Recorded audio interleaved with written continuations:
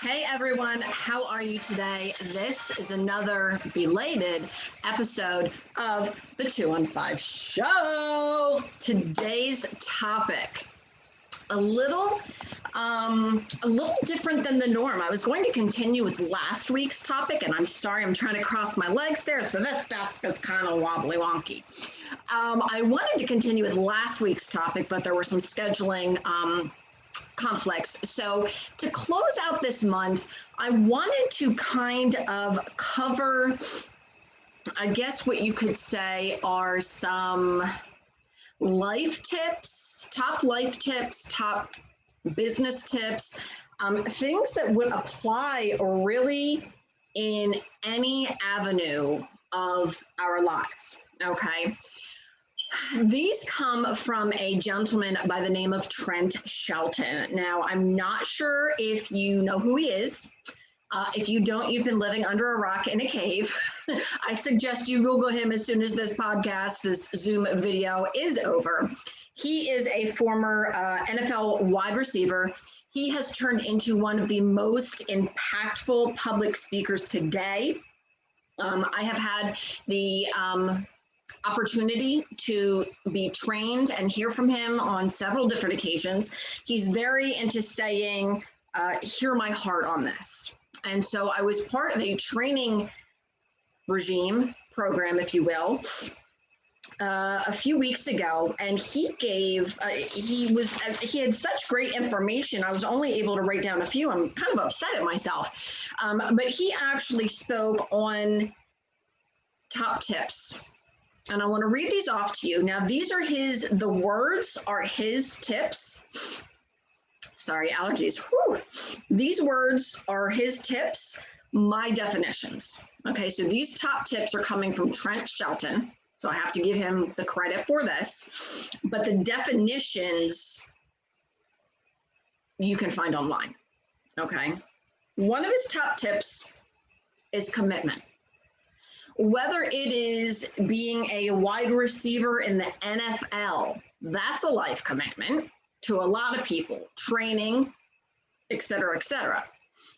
Or it could be business life. You have to be committed to it, okay? Now, what does commitment mean? What does it entail? Being dedicated to a cause. Are you committed to raising money for charities? Are you committed to running nonprofit organizations? Are you committed to being the best version of yourself? So like I said, this could be business, personal, a wide variety of avenues, but commitment is one of his tips, with the definition being dedicated to a cause. Next one's discipline. Now, you might think discipline could maybe go with commitment in a way, but let's talk about this for a second. When parents discipline their children, normally there is some sort of correction/punishment. Correction in the sense of marking an action as wrong, and then how are we going to train to fix it? So when we talk about discipline, training oneself using punishment to correct it, if you are committed to doing something and you don't show up for it, you don't do it, do you take something away from yourself? Normally my podcasts, the 215 Show, are uploaded and posted on Mondays. Well, Monday happened to be the last day of the month, so my entire team was like so busy up until 12:01 midnight. So I put a little post on my page and I said, hey guys, sorry for the delay. We're going to record the podcast tomorrow, et cetera, et cetera. Now, if I just decided not to record it on Monday, if I decided not to reschedule it, if I decided not to let you know about that, how would I correct myself? Would I take something away? Would I take away a certain amount of, say, TV time? I don't know. A certain amount of recreation. That's the word I'm thinking of. Would I hold back from doing something that I really, really love to do because I did not fulfill a prior commitment? That's how discipline and commitment can be intertwined there. So discipline, training oneself, using punishment, you can use the word correction to correct it. He also brought up consistency. That's number 3. The definition, consistent, evenness, constant. Are you being consistent? So say, for example, this podcast has been, aside from this week, has been every Monday for the last 5 or 6 weeks. That's consistent. Do you like to, excuse me, I have the hiccups here. Ooh.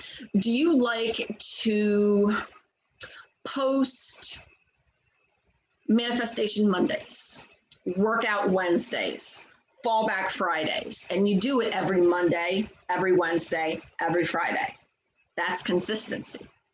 Are you constantly, I remember growing up, actually past the growing up stage, when my grandfather, we called him Poppy, when Poppy was alive, we had a family friend that came, I want to say it was every Wednesday, and took him out to lunch. We would go, or they would go to, if you're from the Northeast area, East Coast in the North, we have diners. That's another podcast. He would take them to a diner and see all of the lady waitresses and have a blast. And he had like a lunch date every Wednesday afternoon. That's consistency. His next one was faith. Now, faith, I'm using a definition, what I consider a biblical definition, okay? Faith, if you have a personal, you could consider it trust, a personal trust. Let me go to the definition. Faith is the evident demonstration of realities, though not beheld. There's wind. Do you see it? You can't actually see wind, but you can see the demonstration of wind. Can you see, let's see, what's another one? Can you see the water cycle, the rain cycle? No, not really. You know it rains.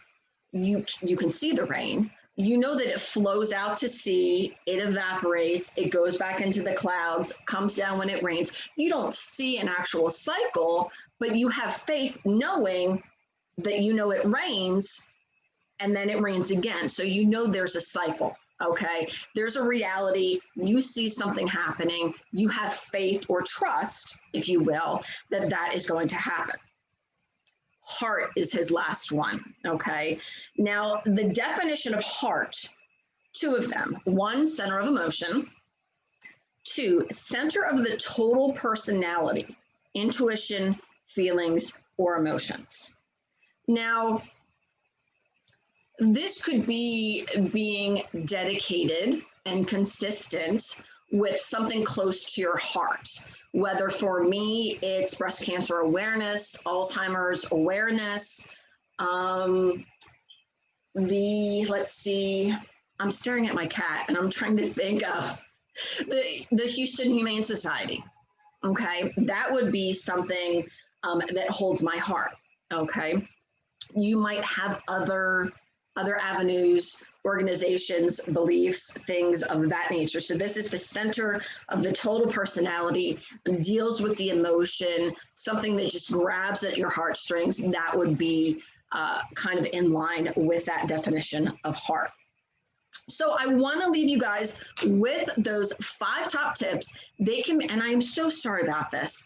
I have daddy long legs and a very large wingspan, and I ordered this desk and it's like 2 inches like wide. Like I didn't look at the dimensions, and I'm trying to cross my daddy long legs and I can't do it without hitting the table and your screen shaking. But I digress. So Trent Shelton's top tips for life: commitment, discipline, consistency, faith, and heart. Now, look him up. He's a former NFL wide receiver. Like I said, he's become one of the most impactful speakers currently out there right now. He is a podcast host. He is an author. And I would definitely encourage you, if you have the chance, to look him up, to listen to some of his information. I believe he's on YouTube. I'm not 100% sure, but he does have his own website. Go ahead and take a look at that. I appreciate you guys for spending what was a little 6 minutes, more than 6 minutes. I just had some important information to go over with y'all. And you know the whole 2-person, 1 question, 5 minutes. It's more of like a suggestion, not really a guideline. I know that quote is from some movie. It's more of like it's like the speed limit. It's kind of more of a suggestion, not really a guideline. So I hope you guys have a great afternoon. Have an exciting week. It is Tuesday, as I like to sign off with my live episodes on Facebook. Please be safe, happy, and healthy. Make sure that you take any precautions that you absolutely need to. This is Amber. This is the 215 show. I hope y'all have a great day. Bye-bye.